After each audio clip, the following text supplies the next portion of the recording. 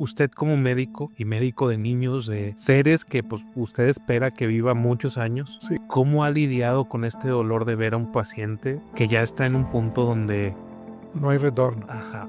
Es bien difícil. No me he podido adaptar a eso ni ahorita. Porque tú puedes ser el mejor de todo el mundo para curar la enfermedad que tiene ese paciente. Pero si no le explicas, si no le das indicaciones que no sean las médicas y no entiendes otra vez lo que está pasando con esa familia por esta enfermedad y con este niño, estás en ceros. Hoy en Hables con Extraños hablamos con el doctor Cayetano Silva Cantú, un pediatra que ha visto crecer a generaciones completas, que ha estado presente en los primeros pasos, en las risas y también en los momentos más difíciles. Más que un médico, es un símbolo de servicio, de compromiso y de amor por su comunidad.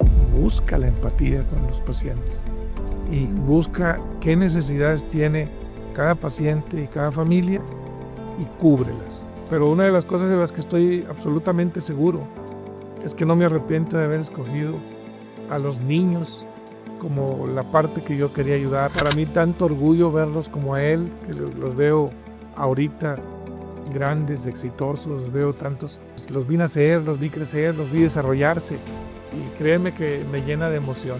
Cerco a la Universidad de Monterrey, una universidad a la que, dicho sea de paso, quiero mucho, porque cuando les planteé mi necesidad y gusto de ser médico, pues no contábamos con los recursos suficientes. Mi padre es un campesino que luchaba con nosotros y nos dio educación a todos. Ellos me ofrecieron una beca del 50%, otro 45% adicional si trabajaba con ellos. Entonces trabajaba y estudiaba, y entonces me permitió a mí hacer una carrera en una universidad totalmente privada con un 5% de gasto. Que nunca se rindan, que tengan objetivos muy claros en su vida y que luchen por ello. Uno puede cambiar el camino, pero nunca la meta.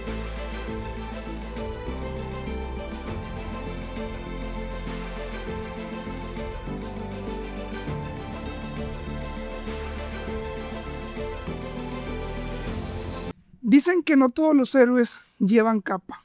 Algunos utilizan una bata y cargan un estetoscopio. Dedican su vida a cuidar a los más frágiles, la infancia. Hoy en Hables con Extraños nos encontramos con un hombre que ha visto crecer generaciones enteras en la región citrícola. Un pediatra, un maestro, un líder, pero sobre todo un gran ser humano. Con más de 35 años dedicadas a la salud de los niños, fue jefe de jurisdicción sanitaria y un ejemplo de ética en tiempos difíciles. Pero sobre todo, es un gran símbolo de General Terán. Para muchos, es el doctor de toda la vida. Para los niños, simplemente Cayetano. ¿Cómo está, doctor? Muy buenas tardes, muy bien. Qué bueno, qué bueno. Y ya teníamos este gusto de que queríamos entrevistarlo. Sabemos mucha parte de su historia. Por ahí Luis tiene una historia... Sí, pues usted fue mi pediatra por ya 20 y tantos años que...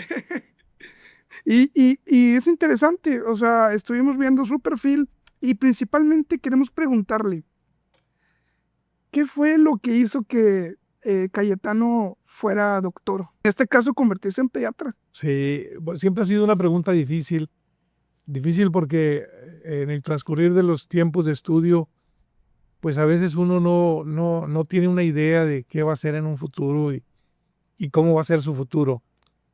Y la verdad es que sería muy difícil poderte decir exactamente en qué momento decidí ser médico. Y luego todavía quizá más difícil por qué elegir la especialidad de pediatría. Quizá el ejemplo de algún tío por ahí que es pediatra y muy bueno en Monterrey haya servido de ejemplo y haya sido una de las cosas que por ahí marcó mi mente en algún momento y decidí que pediatría era lo que yo quería hacer. Pero una de las cosas de las que estoy absolutamente seguro es que no me arrepiento de haber escogido a los niños como la parte que yo quería ayudar, con la parte que yo quería sostener y transitar con ellos en su vida. Es para mí tanto orgullo verlos como a él, que los veo ahorita grandes, exitosos, los veo tantos y pues los vi nacer, los vi crecer, los vi desarrollarse y créeme que me llena de emoción. Y todavía, después de 35 o 37 años de dedicado a esto, cada vez que veo un niño nacer, veo la obra de Dios transformarse en eso, en la vida de nosotros. Alguien de su familia, pues bueno, ya nos comentó que por ahí tiene un tío que es doctor, pero en su familia, o sea, sus hermanos, ya había por ahí alguien que se quería dedicar al tema de doctor, o simplemente fue usted el único que No, alzó la mano y dijo, nada yo más. quiero dedicarme a esto. Sí, nada más una de mis hermanas fue dentista. Ok, ok. Y ella falleció hace unos años, cuando estábamos en los problemas de la pandemia en serio, pues era uno de los pilares que me apoyaba mucho en la jurisdicción.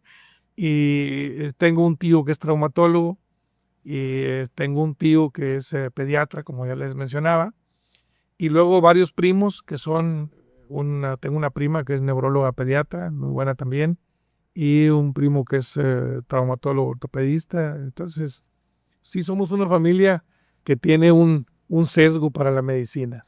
Yo quiero hacer una pregunta porque entonces, ya nos comenta usted que son 37 años de estar ejerciendo, y mi pregunta es, ¿qué es lo que lo ha impulsado estos 37 años? Porque nosotros hemos tenido proyectos y hoy en día es muy fácil tomar un proyecto, una carrera, lo que sea, y si no ves resultados a los pocos meses, ya lo desechas. Y yo pienso que se está perdiendo mucho esta persistencia y este amor al hacer algo que te haga durar 37 años o más haciendo algo que te gusta. O por lo que usted nos dice, yo deduzco que le gusta mucho su trabajo. Por eso digo, ¿qué es lo que lo ha impulsado a seguir esos 37 años? Y todavía nos dice aquí nosotros, y todavía sigo trabajando. Sí. Y los que faltan. Y los que faltan. Pues pudiera decirte muchas cosas. En la parte de trabajo, en la parte profesional me ha ido muy bien. He tenido mucho éxito. Tengo muchos niños que me siguen, mucha consulta. Agradezco yo muchísimo a los padres que ponen la confianza en mí para que yo guíe y críe a sus hijos y los lleve por el camino de la salud. No siempre es fácil. Tiene uno casos que son sumamente difíciles.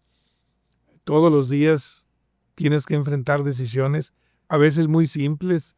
A lo mejor piensas, híjole, le doy un antibiótico, o le doy Tempra, o mejor le doy Motrin, o sea, pueden parecer decisiones muy sencillas. Pero también ves otros momentos en los que dices, oye, ¿lo hospitalizo o puedo manejarlo en la casa? Y ves pacientes que son todavía más graves, oye, lo mando a un hospital más grande o todo, ¿no? Y en el camino pues encuentra uno pacientes sumamente graves y que pues han terminado perdiendo la vida de alguna u otra forma. Y pues uno, a pesar de que entiende claramente que no es un Dios y que las decisiones de vida o muerte no son necesariamente nuestras, bueno, nosotros estamos en la parte que tiene que luchar para que Dios no se lo lleve todavía. Y con los niños tenemos una gran ventaja. El niño es muy noble en sus enfermedades, es muy moldeable. Entonces nos ha tocado ver casos en los que nos ha tocado muy difícil la situación, y después de que terminas y sale adelante el niño y ves que todo le fue bien, dices, wow, o sea, la maravilla de Dios con nosotros es muy grande. ¿Recuerda el momento exacto en que dijo, quiero estudiar medicina? No, No recuerda. no, yo creo que es algo que se va formando, Ok, que ok. poco a poco lo vas moldeando en tu cabeza, y ya cuando en la preparatoria decides cuál va a ser el bloque. Bueno, en los tiempos en los que nosotros hicimos la prepa, había bloques que tenían que ver con la parte de ingenierías industriales, y la parte médica. Entonces, ahí fue cuando tomé la decisión de irme hacia la parte médica. Y por el otro lado, ¿hubo en algún momento en su carrera en donde haya dicho, ya no quiero seguir? No. Nunca tuve una duda en el sentido de cambio. Tuve la problemática de haber fracasado en un semestre en la Universidad Autónoma de Nuevo León, donde choqué mucho. La educación que tenían en esos tiempos ahí era muy impersonal. Eran aulas de 150 gentes y cosas por el estilo. Y entonces yo dije, no me voy a rendir. Cuando mi padre habla conmigo y le digo, oye, pues yo si quiero. Vinimos y buscamos información en la Universidad de Montemorelos y había un intermedio de semestre ahí que yo no podía perder. Entonces me acerco a la Universidad de Monterrey, una universidad a la que, dicho sea de paso, quiero mucho, porque cuando les planteé la posibilidad de que, no la posibilidad, no habían dicho, mi necesidad y gusto de ser médico, y pues no contábamos con los recursos suficientes. Pues mi padre es un campesino que luchaba con nosotros y nos dio educación a todos. Y dices tú, bueno, ellos me ofrecieron una beca del 50% y luego me ofrecieron otro 45% adicional si trabajaba con ellos. Entonces trabajaba y estudiaba. Y entonces me permitió a mí hacer una carrera en una universidad totalmente privada con un 5% de gasto. ¿Y qué le decían sus papás en ese tiempo? Bueno, habló mi padre conmigo y me dijo, pues la carrera es tuya, la vida es tuya. Yo lo que hice, ya lo hice. Soy lo que soy y yo ya llegué hasta donde estoy. Pero pues tú eres el que quieres saber. Y dije, no, estoy de acuerdo contigo y sí, quiero ser médico. Y entonces le dediqué el tiempo a cumplir con la beca porque era también con promedio. Entonces había que tener un buen promedio para tener esas becas. Y bueno, pues a echarle ganas, Sí, claro. no tiene vuelta de hoja. Y la realidad es que es complicado porque es pues ir y venir, ¿no? Le tocaba ir y venir o se quedaba allá en Monterrey. Allá nos quedábamos en Monterrey. Ok. Allá me quedaba primero en asistencias y Ok. luego en una casita que rentó mi papá, y cuando ya se fueron otras dos de mis hermanas, pues rentó una casita y luego compró una casa pequeña y ahí vivíamos todos. Perfecto. Quiero preguntarle un poco más sobre el tema de su infancia. ¿Cómo era la infancia de usted? ¿Cómo allá en General Terán que Bueno, en esos tiempos la infancia era muy bonita. Vivíamos en las calles, jugando en las calles, correteando en las calles. Pero bueno, también estaba hecha de trabajo. Déjame platicarte que una vez se llegaba el viernes en la tarde, hacíamos la tarea y pues el sábado en la mañana estábamos en el rancho trabajando. O sea, nosotros teníamos que ir al surco, a como ir al lugar, a cortar maíz, a piscar maíz, a engalillar, todas las labores del campo. Todavía me tocó sembrar a un lado de una yunta, caminando con la yunta. Todavía alcancé esos tiempos yo. todavía andaba ahí? Digo, muchos nos cuentan, los abuelos nos siguen contando bueno, antes estudiabas, salías, jugabas y luego te ibas a chambear, o sea, a seguir trabajando. A seguir trabajando, no había de otra. Pero creo que eso nos forma carácter, nos forma el esfuerzo y ver que en la vida, pues lo que te cuesta es lo que valoras. Precisamente. Eso es algo de lo que yo estoy muy consciente de eso. O sea, alguien decía por ahí que es muy bonito volar cuando se ha nacido abajo, porque el que nace volando no entiende qué es lo que pasa cuando estás abajo. Precisamente estábamos hablando la semana pasada que una de las cosas que nosotros creemos que más le está afectando a la sociedad es el que un niño nace con un celular prácticamente.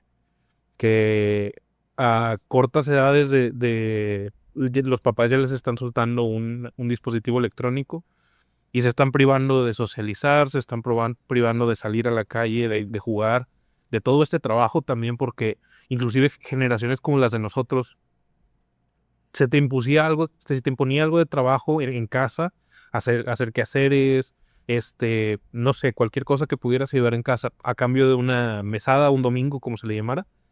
Y eso se fue perdiendo con el paso del tiempo, Es correcto. al punto donde ahorita mi mamá, que es maestra de preescolar, ella me ha dicho, o sea, tú le quitas el teléfono a un niño y no lo puedes controlar. Tú le quitas el teléfono a un niño y o sea, se desata. No sabe aburrirse, no sabe entretenerse con lo que tiene que estar a fuerzas con estas tecnologías. Y a mí me pone a pensar, sobre todo en esto que hablamos de los niños. Yo pienso que los adultos no estamos diseñados para estar expuestos a internet. Ahora imagínense los niños. Sí. Y quiero preguntar un poco de que no sé si ha visto algún tipo de problema relacionado a esto directamente. Sí, hay mucho problema. De hecho, gracias a Dios, hace unos años la Organización Mundial de la Salud puso en lo que es hay un compendio y una clasificación, se llama CIE, Clasificación Internacional de Enfermedades, y ya catalogó la adicción a los aparatos, a los aparatos electrónicos, teléfonos, laptops, todo este tipo, tablets, todo eso, como una adicción. Ya la reconoce como adicción. Y eso es muy importante.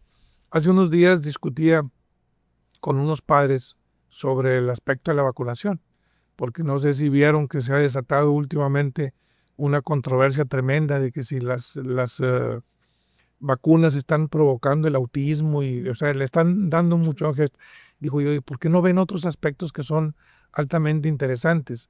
Porque y tristemente médico, que me da hasta coraje que salgan en un medio masivo de comunicación, así como ustedes con estos, y lo usen para malinformar, porque dicen ellos, en tal año se aplicaban, por decirte, 1 millón de vacunas y había 1,000 autistas. Y ahorita se aplican 50 millones de vacunas y hay 1 millón de autistas. O sea, bueno, entonces cualquiera que lea esto y lo vea sin analizar, pues dice, híjole, más vacunas, más autismo. Pues sí, causa-efecto, Claro. ¿verdad? Pero ¿por qué no dicen que yo no conocía un teléfono celular y ahorita los niños nacen con un teléfono celular y a más celular, más autismo? Porque, y me lo enseñó una mamá, fíjate, porque me dice la mamá, fíjese doctor que estaba por preguntarle yo ayer, dice, que están mencionando que las vacunas estas del año y medio provocan autismo en los niños. Dice, pero revisé yo la cartilla y son vacunas que ya le había puesto a los 2 meses, a los 4 meses, a los 6 meses, y esto nomás es un refuerzo. Le dije, usted tiene la respuesta en sus manos. O sea, ¿cómo me vienen a decir que la del año y medio hace autismo y la de los 2, 4 y 6 meses no hace autismo? O sea, la persona que analiza y verdaderamente puede hacer una revisión clara de las cosas, pues se va a dar cuenta de que eso es una tontera. De eso también hablamos nosotros, el acceso a la información que tenemos hoy en día y que la gente no se frena a pensar un poquito qué es lo que está recibiendo. Sí. Porque, por ejemplo, mismamente en pandemia, las vacunas que salieron, no sé si de repente había gente a favor de las vacunas, de repente había gente a favor de otras vacunas, todos estaban en contra de unos que otros, médicos diciendo que esta era la buena, médicos diciendo que la otra era la buena. Y al público general no sabía, o sea, había mucha confusión porque todo el mundo estaba hablando, todo el mundo tenía una perspectiva. Y es eso, no se paran un poquito a analizar y a decir, ok, vamos a investigar, vamos a ser críticos con la información que nos están dando y ahora sí dar un veredicto por nosotros. Yo hablaba con mi mamá también de cómo últimamente ha habido mucho aumento en depresión, ansiedad y muchas enfermedades mentales. Y yo le digo a mi mamá, es que también te das cuenta que la depresión y la ansiedad como términos son cosas que se empezaron a usar mucho relativamente hace poco. Sí. Antes, mis abuelos, los abuelos de mis abuelos, no conocían estos términos y ellos agarraban los sentimientos, los asimilaban y trabajaban conforme a ellos.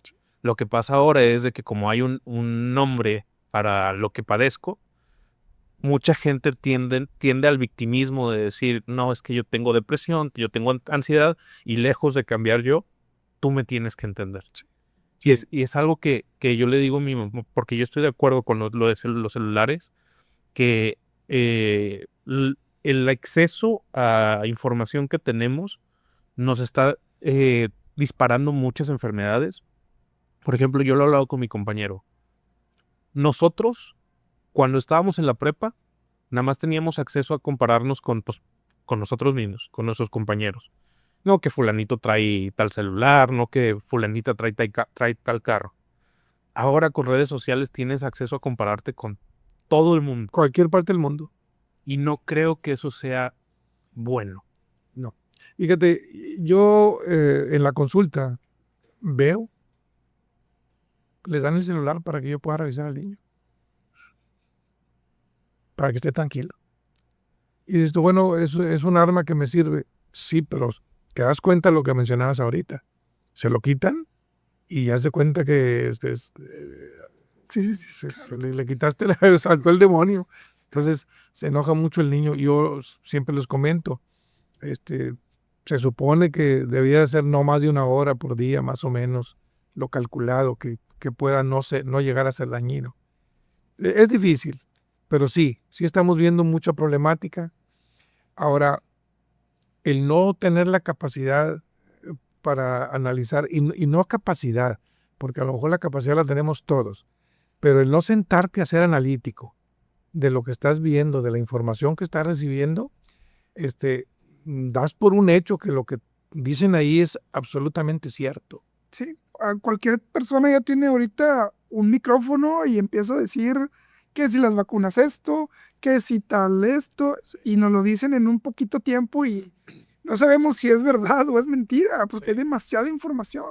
Pues yo creo que, bueno, en la parte de las vacunas, pues es cuestión de hacer historia. ¿Por qué no tenemos polio? Ustedes no la conocen, ustedes no la conocieron. Nosotros la alcanzamos a ver todavía. ¿Por qué? Pues porque la Secretaría de Salud, a través de los programas gubernamentales, servicios de salud como IMSS, ISSSTE, todos, pues se pusieron a poner todas estas vacunas y ya se fue la polio. Ya no está. ¿Por qué no teníamos síndrome de rubiola congénita? Pues por la aplicación de la vacuna de la rubiola. O sea, ¿por qué erradicamos tuberculosis meningia? Ya no vemos tuberculosis meningia. Cuando yo estaba haciendo la especialidad, veías 4 o 5 casos por semana. Ahorita yo tengo 28 años de no ver un caso de meningitis tuberculosa. Esos sí son números reales de por qué se deben de aplicar unas vacunas. Pero bueno, vacunas es otro tema muy amplio, muy fuerte. Y bueno, a mí me apasiona. Yo me gustaría que viéramos vacunas y estuviéramos viendo vacunas todo el tiempo. Sí, Me gustaría preguntar, nosotros tuvimos una infancia donde todavía podíamos jugar, donde todavía podíamos, pues salíamos con nuestros amigos y cosas así. ¿Usted como pediatra qué piensa que es lo que más le está afectando a las infancias hoy en día? Pues mira, hay muchas cosas que están alrededor de todo esto. La inseguridad que se nos vino del 2009 para acá, porque esos tiempos, por ejemplo, se transformaron en tiempos muy difíciles. Y eso hace pues que te resguardes. Luego viene la pandemia y la pandemia nos volvió a dar una encerrona en la que tú ves a todas las personas y en todos los ámbitos, los profesionales de educación, salud, etcétera, que se hicieron en esos tiempos, están teniendo un problema muy serio para afrontar profesionalmente por fuera las cosas. Se ha hecho mucha en medicina, se ha tecnificado tanto la medicina que tienes un dolor de cabeza y ya tienes resonancia, tienes TAC y tienes todo y no te han tomado la presión, ¿no? O sea,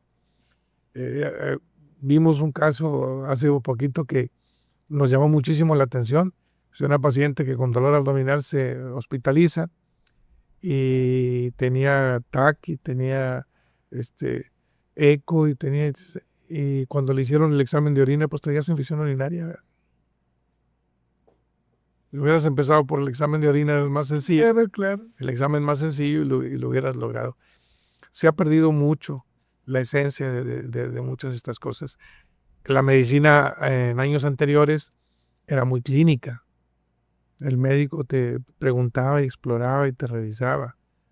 Ahorita muchos médicos actualmente ni siquiera se arriman al paciente a explorarlo. Entonces, sí hemos cambiado mucho. Y yo creo que la afección a la infancia, no tener ese contacto, juegos manuales, el correr, brincar, saltar, todo eso, definitivamente nos coloca en cierta desventaja. Sí, mentalmente son muy ágiles porque te agarran una computadora, te agarran esto y es una chulada, pero yo creo que tiene que haber un equilibrio entre mente y cuerpo, si no vamos a tener conflicto. Totalmente. Totalmente. Totalmente. Y esa es una duda que tengo yo, porque yo la he escuchado muchísimas veces de mi mamá cuando éramos niños. Y ya, ahorita que tenemos al doctor, le quiero preguntar, ¿es cierto que uno estando descalzo se enferma? Muy buena pregunta. Son temas de mucha controversia en muchos aspectos, pero yo te voy a decir lo que yo vivo en la consulta y en lo personal. Y te puedo decir sí. Okay. Yo soy de los que si se baña descalzo aún en julio, se va a enfermar. Okay. O sea, te pueden decir, no, no es cierto. No, sí es cierto, ¿cómo no? Si yo pienso hacerlo frío, me enfermo. Entonces, yo creo que ningún cuidado está de más. Claro. Y que sí tienes que cuidar esas cosas. Y que sí tienes que cuidarte de pisar el suelo frío. Y sí tienes que cuidar los cambios bruscos de temperatura.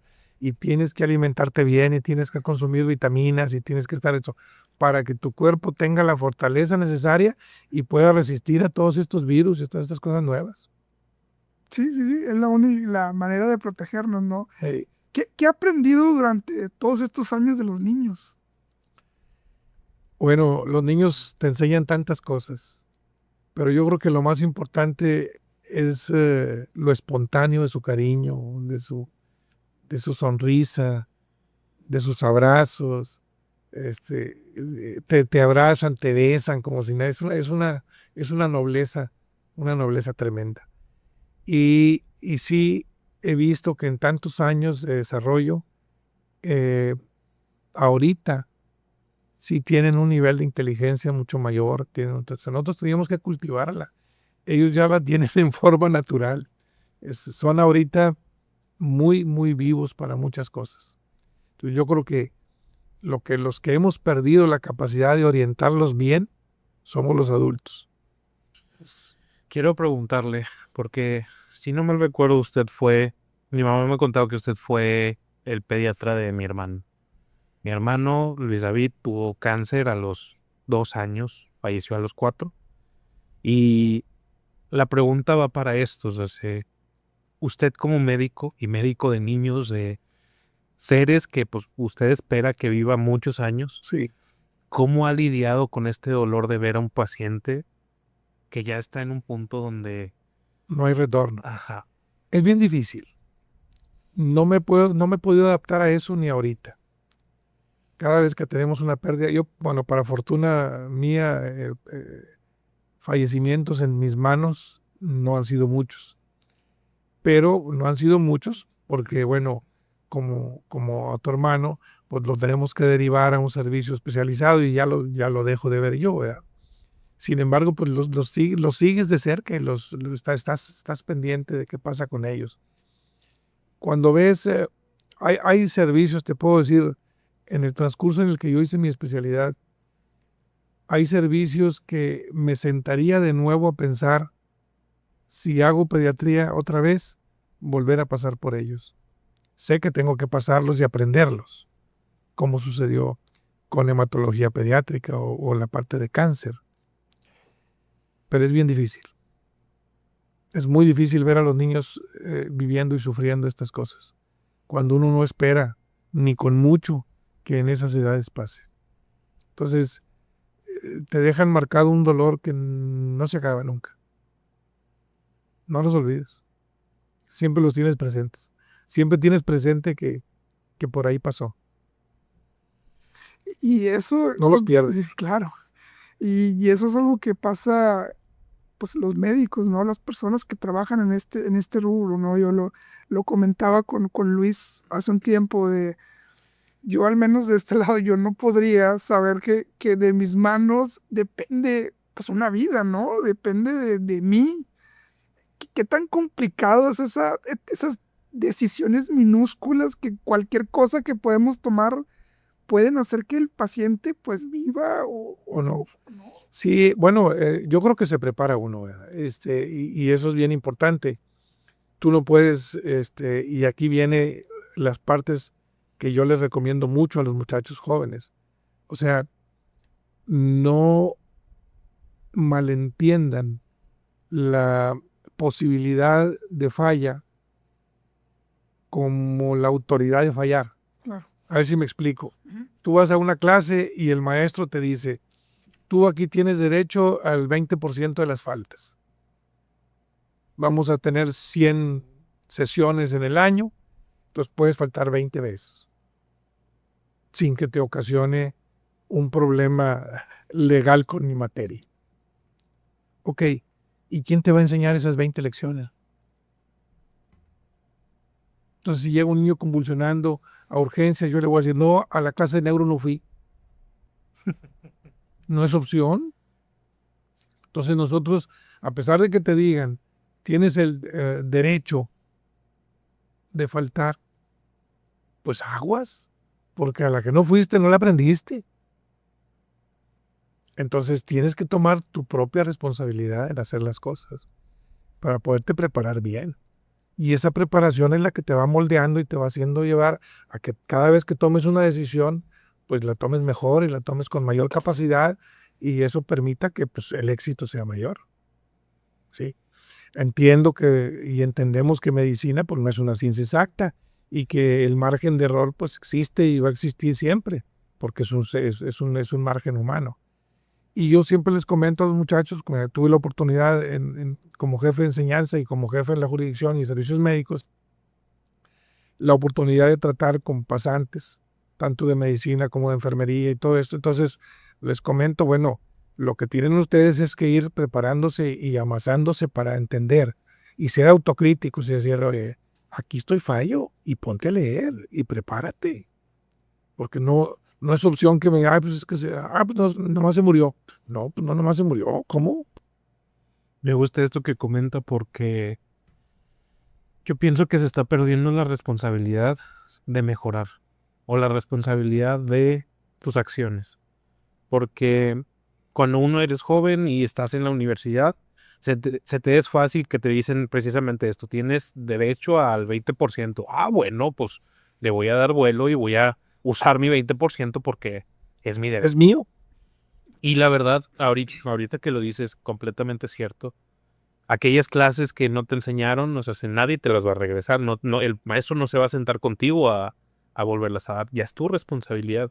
Y hoy en día, por lo menos yo he pensado que veo tanta gente allá afuera que es más fácil echarle culpa a alguien más que decir, yo me equivoqué en esto y ¿sabes qué? Estoy mal, vamos a corregir el camino. Vamos a corregir como usted dice, vamos a sentarnos y leer en lo que estoy fallando. Y se puede ver en todas áreas, o sea, porque nosotros somos ingenieros. Y yo he visto en clases de ingeniería donde una persona que no va a clases, no estudia para los exámenes, no lleva tareas, al final, cuando reprueba, le anda diciendo a sus papás, es que el profe me reprobó. Sí. No fui yo. Sí. El profe me reprobó. Sí. El sentido de culpa es muy pesado. Y uno entiende que el ser humano intenta no tener culpa. Pero yo aquí en esta parte no lo manejaría, como dices tú, no como culpa, sino como responsabilidad. Si es mi responsabilidad, no es responsabilidad de nadie. Entonces sí, hay que prepararse para hacer en un futuro. No es válido que digas, ay, que como no fui al cálculo ese, se cayó el puente. Pues no. Sí, pues está complicado. Y ya que nos está contando el tema de cuando fue jefe de jurisdicción sanitaria, ¿cómo le hacía para coordinar tantos equipos y tantos municipios también? O sea, Bueno, se tiene una estructura y esto es bien importante. Rodearte de gente que te apoye y te ayude siempre es muy importante. Entonces, yo creo que un líder debe sentarse y decir, tengo estos objetivos, tengo este sistema de trabajo, revísenlo, vean. Pero escucharlos, sentirlos a todos y convivir con ellos te da mejores resultados siempre. Y entonces ves tú qué función tiene cada uno. Yo voy a hacer un paréntesis con fútbol porque fui a aficionado al fútbol. Decía don Carlos Milok, yo no les voy a enseñar a ellos fútbol. Vengo a ver cómo lo que sabe cada uno lo aprovecho mejor para hacer un equipo. Y eso es esto. Haz un equipo. Y prepara tu equipo sin envidias. Prepara tu equipo para que hagan lo que tú quieras que se haga, aunque no estés. Esa fue la mística que yo tuve siempre en la jurisdicción. Y entonces nos permitió ser excelentes. Nosotros, hay un programa que se llamaba Caminando a la Excelencia. Este venía desde nivel nacional. Caminando a la Excelencia evaluaba el Estado evaluaba la jurisdicción y la jurisdicción los municipios y los centros de salud. Y se evaluaban en todos los programas. Perdón, no pasa nada. En todos los programas. En cáncer de mama, en cáncer cervicuterino, en control del niño sano, en hipertensión, en diabetes. Todos los programas se evaluaban. Tenían sus parámetros para evaluarse. Y nosotros fuimos, fueron 12 o 13 años los que se otorgaba esos premios. Nosotros fuimos 12 veces la mejor jurisdicción de todo el estado. Y era un esfuerzo conjunto de toda mi gente. Entonces, que entiendan tu forma de trabajo y que trabajen contigo hombro con hombro. No minimices a nadie, escúchalos a todos y sácale el mejor provecho a cada uno de ellos. Eso es lo que tienes que hacer. ¿Le ha tocado alguna vez trabajar con alguien en su equipo que no sabe para qué es bueno, que no sabe cuáles son sus fortalezas? Porque algo que a nosotros nos han estado comentando mucho en los videos que estamos haciendo es que pues al final de cuentas nosotros invitamos a la gente que busque en qué son buenos, que busquen su camino, que forjen su camino. Y hay mucha gente que está como que, oye, ¿y cómo le hago si yo no tengo un propósito, si no tengo un camino? Estamos viendo que hay mucha gente con esta escasez de un rumbo por el cual, que hay tantos caminos por los que puedes ir hoy en día, que la gente se paraliza y no sabe por dónde ir. ¿Para dónde arrancar? Sí, es difícil, pero sí encuentras mucha gente.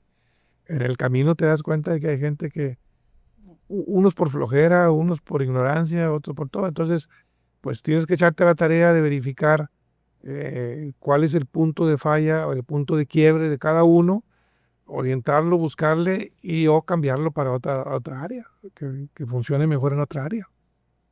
Y vas buscando cuál es el mejor líder en cada una de las áreas. Y así vas aterrizando a que todo el sistema trabaje para ti, para tus objetivos. Claro, y más porque también le tocó parte de la pandemia, ¿no? En ese tiempo. Sí, nos tocó difícil, muy difícil la pandemia. Y bueno, yo siempre he considerado que esta es la parte muy positiva de la que se agradece mucho a los medios de comunicación como ustedes, todos los sentidos, porque dar una buena información y llevar una buena información es sumamente importante.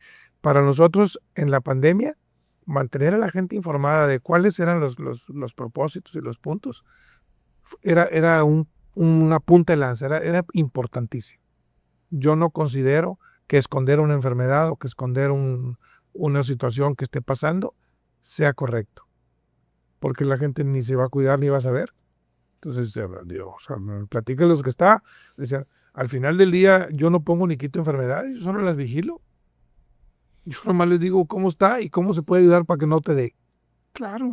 Pero algo que a mí me cayó bien gordo de la pandemia es que veíamos como día tras día los números de pérdidas aumentaban. Sí. Y había gente diciendo, no, esto es pura mentira, esto es un invento del gobierno, cualquier teoría.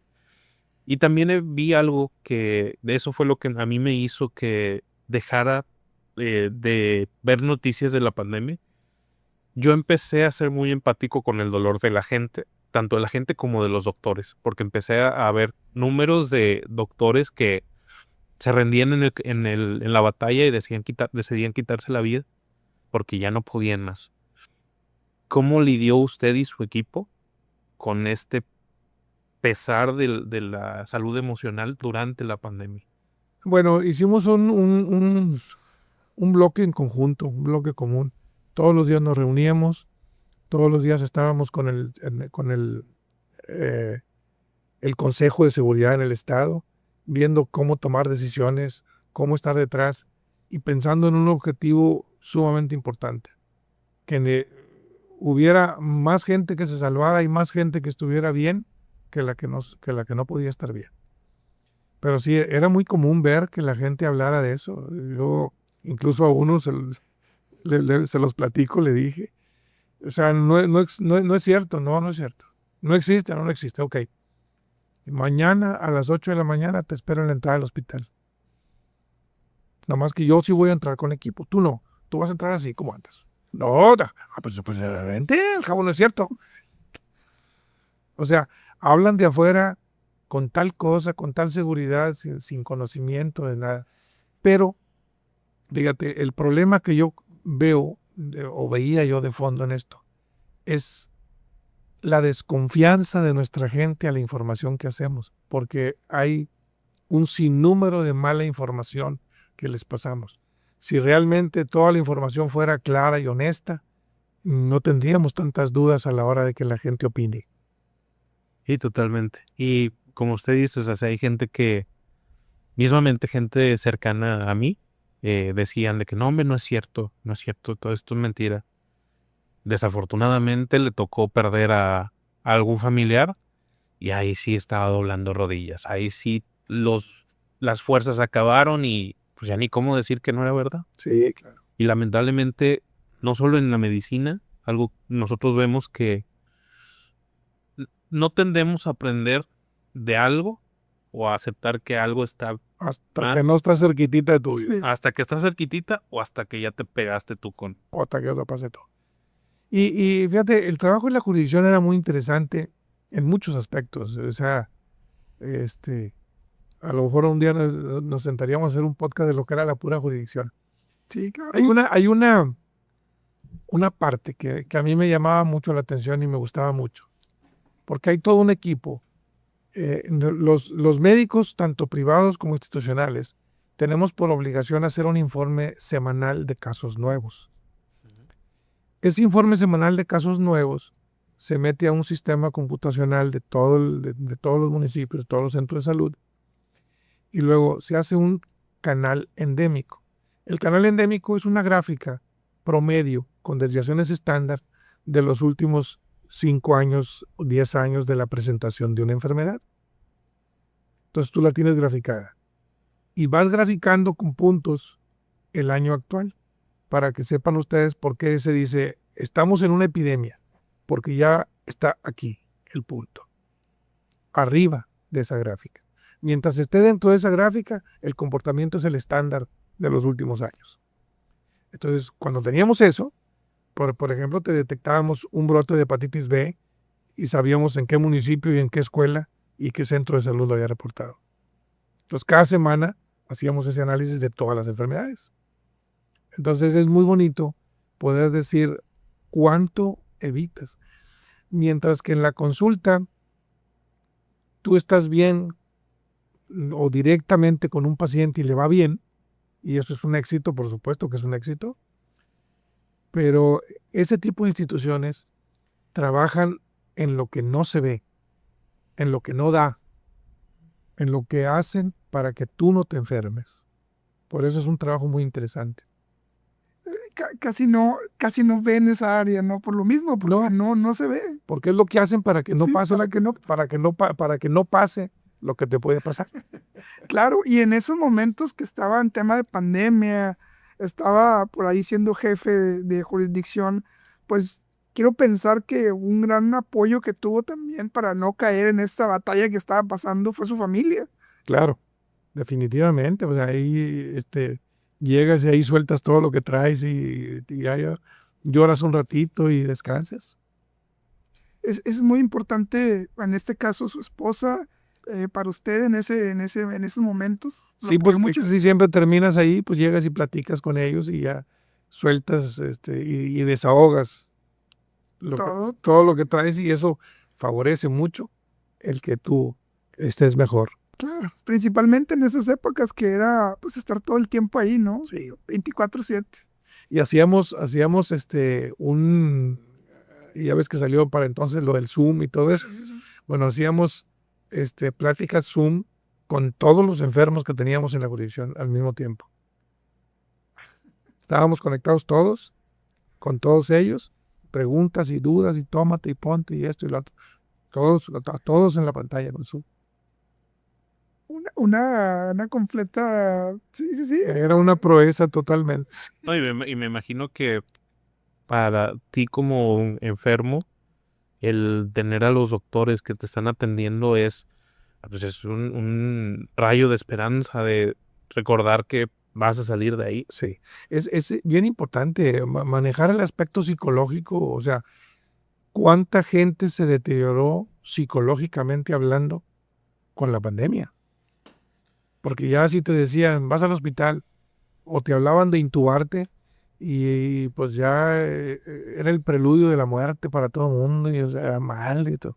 Entonces, Sí, yo creo que la paranoia afectó mucho en esa época, porque por ejemplo en mi casa, de repente mi mamá se sentía mal y inmediatamente, ya tengo COVID y no se acerquen. Y yo, mamá, a ver, tranquila, no te aceleres, ve a checarte. Ya el médico te dirá si sí o si no. Ya se checa, no traigo nada. Y ya está. sí, pero sí era muy pesado mentalmente para mucha gente. Yo tuve un caso de una paciente cercana de la familia, ya grande, que yo le recomendé que se fuera al hospital. Llegó al hospital, le empezó a ir muy bien, salió perfectamente bien. Estaba de prealta para salir el lunes. El fin de semana, no sé si sábado o domingo, cumplía años y quería que la lleven de alta para irse a los cumpleaños a la casa y todo eso. Bueno, se infartó. Ni siquiera... Ni siquiera fue en pandemia esto. Fue en pandemia, pero Fue no, otra cosa. pero no fue COVID. O Diferente. sea, Claro. ya lo había superado en el hospital. Había estado ya 8 o 10 días en el hospital y ya prácticamente de salida. Y la situación de no poder estar en su cumpleaños, en su casa y todo eso, se fue, le pasó. Entonces se queda uno con mucho dolor cuando ve estas cosas. Claro. Y, por ejemplo, yo quiero preguntarle, para usted, ¿qué es la palabra servir? Servir, pues ya tiene tantas connotaciones, pero en pediatría, pues es tratar de buscar la salud de todos los niños. O sea, cada vez que tienes enfrente un paciente, una consulta, cómo ayudar a que eso se resuelva. Y nunca olvidar que no solo es la enfermedad en sí como tal, refiriéndome expresamente a los síntomas clínicos. O sea, ¿qué pasa con el niño? ¿Qué está pensando el niño? ¿Cómo afecta el niño a su escuela? ¿Cómo afecta a su casa? ¿Cómo afecta a la familia? O sea, tienes que ver todo el entorno. O sea, cuántas veces una enfermedad de las que no son fáciles trae a la familia literalmente en el suelo. Entonces, tienes que verlos a ellos también. Tienes que ver qué está pasando con los papás. Tienes que ver qué está pasando con un niño si no está el papá, si es madre soltera. O sea, cuánto afecta. O sea, hay muchos aspectos que son, no solamente el que traiga mocos. Sí, no es simplemente la enfermedad en sí, sino que lo que hay alrededor de la familia, ¿no? Y es biológico, es psicológico, es social y es también espiritual. Ahí es en las 4 zonas tiene que estar uno pensando para poder que el entorno de ese paciente esté bien. Y su día a día, me imagino que es 24/7 estar en eso y de repente en la noche le marca. Sí, a todas horas. Y sigo contestando. Yo puedo darles esto. Es difícil que yo no escuche una llamada o algo, o no pueda contestar porque esté en una cirugía o en algo. Claro. Generalmente más tardecito del regreso las llamadas. Yo sigo contestando. Yo no me veo sin contestarle a un paciente que me ocupe, así sean las 3 de la mañana. Me gusta mucho este valor del servicio que usted tiene, o esta definición de servicio que usted tiene, porque lamentablemente las profesiones, las carreras, los trabajadores afuera, cada vez se están haciendo más egocéntricos, por llamarlo de una manera. Cada vez se están haciendo más, yo nada más voy a hacer lo que tengo que hacer. En casos de un médico, pues nada más se encargan del área de que trae moquitos el niño, o que trae moquitos el paciente, o lo que sea. No se fijan si hay problemas detrás, no se fijan, qué puede ocasionar. Y yo lo veo porque mi mamá me habla mucho de su trabajo y también en su trabajo encuentro pues gente que nada más lo mínimo necesario para cumplir. Nosotros hemos estado en empresas, nosotros hemos trabajado en diversas áreas. Y igual, lo mínimo necesario para cumplir. Para que me paguen y punto. Para que me paguen y punto. Y es hasta cierto punto triste porque imagínese usted, no tuviera este servicio, no tuviera esta definición que usted mismo se puso y le habla a alguien urgente fuera de sus horas de trabajo. Hay gente que no contesta esas llamadas porque ya es algo extra que tiene que dar, ya no está en su contrato. Sí. Y hasta cierto punto yo pienso que esto cada vez está haciendo que, por eso los trabajos están como están, que tampoco te ofrecen más porque saben que tú te estás dando lo mínimo y necesario. Y en los médicos también hay mucha gente que se queja de los sistemas de salud porque hay médicos que nada más están haciendo lo mínimo necesario para que le sigan pagando, para mantener su puesto. Ey. Y a mí me gustaría, o sea, para aquellos que nos están escuchando, que si algo se pueden quedar es con este servicio de, oye, si tú puedes ayudar, aunque sea fuera de tus horas, inténtalo. Sí. Inténtalo porque nunca sabes cuándo responder una llamada o ir a una junta o lo que sea va a cambiarle la vida a alguien o en caso de un médico va a salvarle la vida a alguien. Sí, claro. La pandemia nos trajo una serie de problemas y la inseguridad otro buen puño. No, porque antes pues hasta salíamos a las casas en la noche y cuánto. Eso ha cambiado un buen, pero intentamos que no, o por lo menos poderles brindar una orientación telefónica de qué hacer ahorita y al rato nos vemos, ¿verdad? Pero ya ayudas a que la decisión de los papás no sea sola, que ya puedas decirle ponle, quítale, hazle y ya al ratito nos vemos. ¿No le ha tocado algún caso de algún paciente o algún papá que automedicó al niño? Uy, Porque sí. a mí me da mucha risa estos memes que salieron hace un tiempo cuando la gente se automedicaba, se autodiagnosticaba y decía de que no, es que ya busqué mis síntomas en Google y dice que tengo cáncer o dice que tengo lo que sea, o sea, una enfermedad muy grave. Es muy común ver eso. Yo siempre les recomiendo dos cosas. Una, busquen una asociación o una academia de lo que estén buscando, pues que sea reconocida. Por ejemplo, si tú dices, en pediatría, ¿qué les recomiendo yo? La Academia Americana de Pediatría, la Española, la Mexicana, el Consejo Mexicano, hospitales, Hospital Infantil de México, Hospital Infantil de Monterrey, el Hospital Universitario, que son gente seria en lo que está hablando. Pero que tenga una segunda característica. Si van a leer un formato, que sea PDF. Okay. Porque si lo demás, seguramente es un chisme. Y si de chisme se llenan, te llegan bien angustiados a la consulta y que todo esto, que aquí, que hay ahí. Y no hay nada. Sí. Y no hay nada. Sí. Hoy en día es lo que, pues la realidad, ¿no? La mayoría se está intentando, en vez de ir a la consulta, pues preguntan en internet. Sí. Y pues... Esa es una. Y la automedicación, pues nos ha llevado a tener problemas. Acabamos de mandar un pacientito con una apendicitis complicada porque pues tiene un dolor abdominal, se automedican, luego van con un médico, se vuelve a medicar. ¿Y por qué? Porque pues el médico ya no tiene la perspectiva original del dolor, entonces se va haciendo una bola que termina con una complicación importante. Me gustaría preguntar, porque esto es algo que yo tengo preguntándome hace tiempo. Es sabido que hay instituciones de salud que tienen muy mala reputación aquí en México. Mi pregunta es, ¿por qué? O sea, si están haciendo las cosas tan mal como se dice en internet, o ¿por qué? O sea,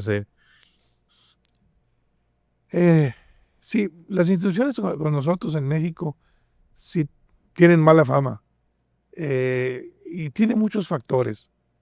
el principal factor, creo yo, que determina es el mal actuar, son los volúmenes de trabajo que se les otorga a cada una de estas instituciones. No están limitados a poderte decir, voy a ver tanto. Por ejemplo, para ver un paciente en una institución, requieres de un sinnúmero de cosas que hay que hacer, de papelería, de expediente y todo eso, que tiene su razón de ser, pero te va a quitar 15 o 20 minutos. Otros 15 o 20 minutos el paciente. Entonces, ¿qué sería bueno que a un médico que tiene 8 horas, pues no le pasaras más de 10 o 12 pacientes? Pero le pasas 30. Y entonces está mal él, los pacientes están enojados, se hace una molestia, no me pasan pronto, me pasa el otro, y se viene una serie de cosas que es una de las razones. La otra razón es que quizá ahorita las instituciones se vean afectadas presupuestalmente y no tengan la cantidad de insumos necesarios para alguna cosa. Hace 2 días vi un meme que me dio muchísima risa, puesto por una enfermera, y dice, quizá lo mío era poner uñas y pintar pelo, dijo, y no tratar aquí con tela adhesiva y mucha fe tratar de curar gente. Lo decía de una forma muy chusca, pero ¿qué le haces si tú en una institución de estas, ahí está el médico, ahí está la enfermera, ahí está todo esto, y no tiene con qué? Claro. Entonces, o sea, factores son muchos. Sería muy difícil poder decir que hay una sola cosa que nos haga esto, pero sí, es triste y lamentable que no le pongamos atención a estas cosas. Yo, cuando fui directivo, traté de mejorar muchas cosas. Inclusive yo alcancé a mejorar un poco el sueldo de los trabajadores con convenios específicamente directos.